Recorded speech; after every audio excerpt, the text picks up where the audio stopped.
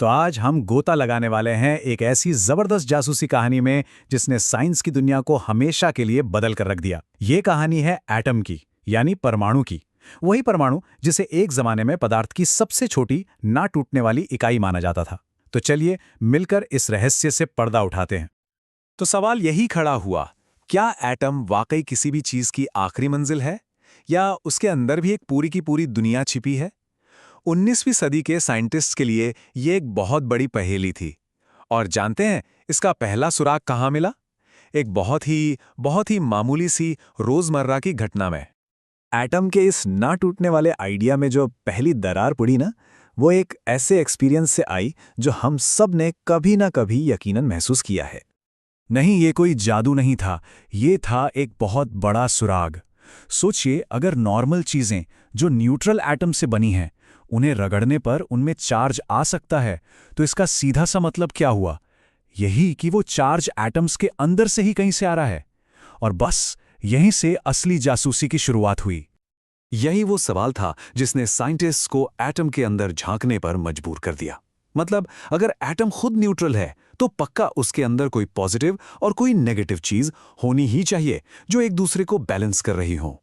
अब बस काम था उन्हें ढूंढ निकालने का। और ज्यादा टाइम नहीं लगा, जल्द ही दो मुख्य संदिग्ध पकड़ में आ गए।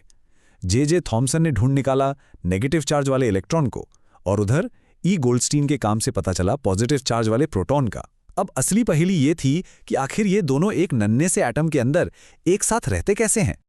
तो इन शुरुआती सुरागों के बेसिस पर एटम की पहली तस्वीर बनाने की कोशिश की गई, और इस मॉडल को एक बड़ा ही मजेदार नाम मिला। जे थॉमसन ने सोचा कि एटम एक तरबूज जैसा है। उन्होंने कल्पना की कि जो पूरा लाल वाला हिस्सा है ना, वो पॉजिटिव चार्ज का एक गोला है, और जो नेगेटिव इलेक्ट्रॉन्स हैं वो इसमें बीज की तरह यहां वहां धसे हुए हैं। ये था एटम का सबसे पहला ब्लूप्रिंट। अब देखिए, ये मॉडल एक बात तो एकदम सही बता रहा था कि पॉजिटिव और नेगेटिव चार्ज मिलकर एटम को न्यूट्रल बना देते हैं। ये एक अच्छी शुरुआत थी, इसमें कोई शक नहीं। पर साइंस में हर जवाब अपने साथ एक नया सवाल लेकर आता है, और अगला जो एक्सपेरिमेंट हुआ उसने तो इस पूरी तस्वीर को फाड़ कर ही रख दिया।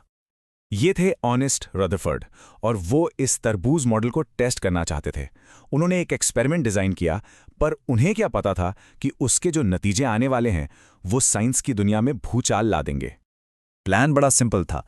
पॉजिटिव चार्ज वाले अल्फा पार्टिकल्स की बौछार करनी थी सोने की एक बहुत ही ज्यादा पतली फॉइल पर।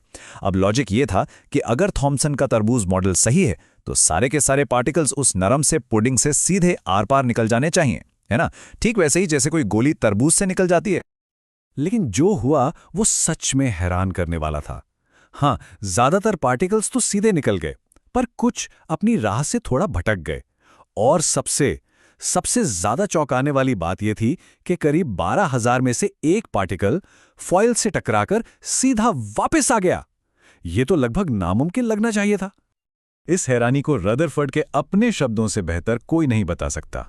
उन्होंने कहा, यह उतना ही अविश्वसनीय था जैसे आप एक 15 इंच के तोप के गोले को टिश्यू पेपर के टुकड़े पर मारें और वो लौटकर आपको ही चोट पहुंचाए।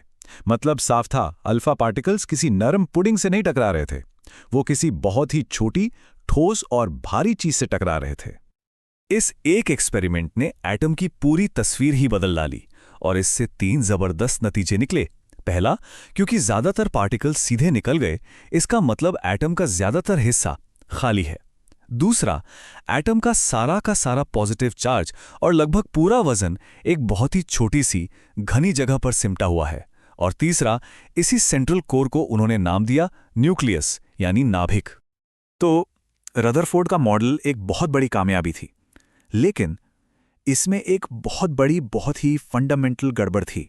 एक ऐसी गड़बड़ जिसके हिसाब से तो एटम का वजूद ही नहीं होना चाहिए था। देखिए, क्लासिकल फिजिक्स के हिसाब से कोई भी घूमता हुआ नेगेटिव चार्ज जैसे इलेक्ट्रॉन धीरे धीरे एनर्जी खोएगा और खिंचकर पॉजिटिव न्यूक्लियस में समा जाएगा, वो भी 1 सेकंड से भी कम टाइम में। अगर ऐसा सच में होता तो कोई भी चीज स्थिर रह ही नहीं पाती। हवा, पानी, ये दुनिया सब कुछ बस ढह जाता। तो सवाल था, फिर ऐसा हो क्यों नहीं रहा है? और इस पहेली का जवाब लेकर आए नील्स बोहर, और उनका आइडिया इतना क्रांतिकारी था कि उसने फिजिक्स के नियम ही बदल दिए।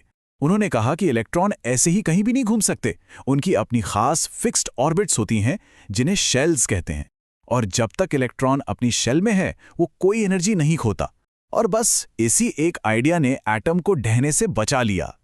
तो अब तस्वीर काफी हद तक साफ थी। सेंटर में एक न्यूक्लियस और उसके चारों ओर अपनी अपनी फिक्स्ड कक्षाओं में घूमते हुए इलेक्ट्रॉन्स। लेकिन इस कहानी में अभी भी एक अहम किरदार गायब था। और फिर 1932 में जेम्स चैडविक ने इस पहेली का आखिरी टुकड़ा भी ढूंढ निकाला। ये था न्यूट्रॉन, एक ऐसा पार्टिकल जो न्यूक्लियस के अंदर प्रोटॉन के साथ ही रहता था। इसका वजन तो प्रोटॉन जितना ही था, पर इस पर कोई चार्ज नहीं था। ये न्यूट्रल था। कह सकते हैं कि ये वो गोंद था जो सारे प्रोटॉन्स को न्यूक्लियस में एक साथ चिपका कर रखता था। तो लीजिए, अब हमारे पास पूरी टीम तैयार थी। न्यूक्लियस के अंदर पॉजिटिव प्रोटॉन और न्यूट्रल न्यूट्रॉन, और उनके चारों तरफ अलग अलग शेल्स में चक्कर काटते हुए नेगेटिव इलेक्ट्रॉन। हमारे आसपास की हर चीज का यही बुनियादी ढांचा है। और जानते हैं, इसी ढांचे से हर एलिमेंट को अपनी पहचान मिलती है।